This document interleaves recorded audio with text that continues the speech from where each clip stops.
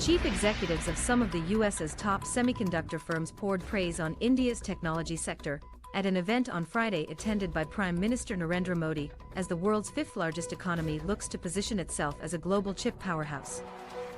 The CEOs of Micron and Cadence and senior executives at Applied Materials and AMD were on stage at Semicon India alongside Modi, speaking about their investments in India's chip market. Ajit Minocha, the CEO of US-based industry body Semi, was also in attendance. For the first time in India's history, geopolitics, domestic policies, and private sector capacity are aligned in India's favor to become a player in semiconductor production. Minocha said during a keynote speech, "We will look back in the year 2023 as a milestone year in which things began to take shape." The event with some of the world's biggest chip firms highlights India's ambitions to become a major hub for semiconductors alongside the likes of the US, Taiwan, and South Korea. India's chip strategy consists of two major parts.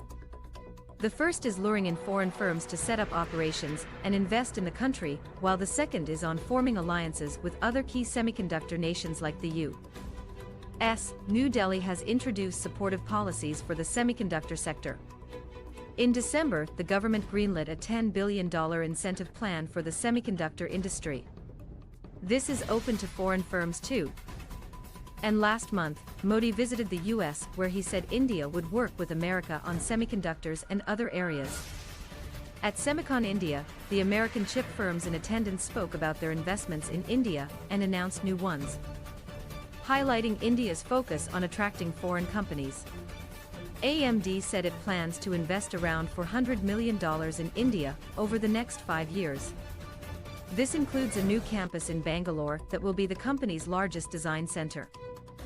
India teams will be pivotal in advancing AI machine learning and both hardware and software capabilities, Mark Papermaster, CTO of AMD, said during a keynote speech on Friday. Last month, Micron announced plans to set up a semiconductor assembly and testing facility in the state of Gujarat in India. Micron's investment will total up to $825 million. "We are hopeful that this investment will help catalyze other investments in the sector, strengthen indigenous manufacturing capability, encourage innovation and support broader job creation," Sanjay Mehrotra, CEO of Micron, said on Friday. India's IT Minister Ashwini Vaishnaw said Friday that construction on this plant would start soon. One other notable attendee was Young Liu, chairman of Foxconn, which is the Taiwanese company that assembles Apple's iPhones. Over the past couple years, Foxconn has made a push into semiconductors. Its biggest effort came last year when Foxconn agreed with Indian metals-to-oil conglomerate Vedanta to set up a semiconductor and display production plant in India as part of a $19.5 billion joint venture. However, Foxconn pulled out of the venture this month, dealing a blow to both the company and India's ambitions. Still, it hasn't seemed to deter both companies. Liu's presence at the event signals Foxconn's ambition to invest in India. Liu told CNBC TV18 on Friday that Foxconn is looking to invest $2 billion in India over the next 5 years. Vedanta Group Chair Anil Agarwal said on Friday at Semicon India that the company has identified world-class partners for technology and are in the process of tying up with them in semiconductors. The high-profile event with all the CEOs masked some of India's challenges in the semiconductor industry. One area that India could be attractive in is the packaging and testing of semiconductors. According to Pranay Kodasthane, Deputy Director of the Takshashila Institution, this requires relatively low-skilled labor but high capital investment, which India could have. Yet no major Taiwanese firm in this segment of the market has set up shop in India. The lack of policy consistency and high import tariffs are the bottlenecks that can explain why Taiwanese companies haven't moved ahead, Kodasthane said.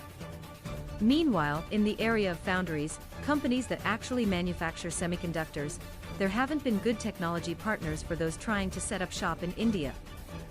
The chip manufacturing tie-up between Vedanta and Foxconn reportedly relied on technology from European semiconductor firm ST Microelectronics. None of the fab proposals have yet been able to find good technology partners. Kodasthane said.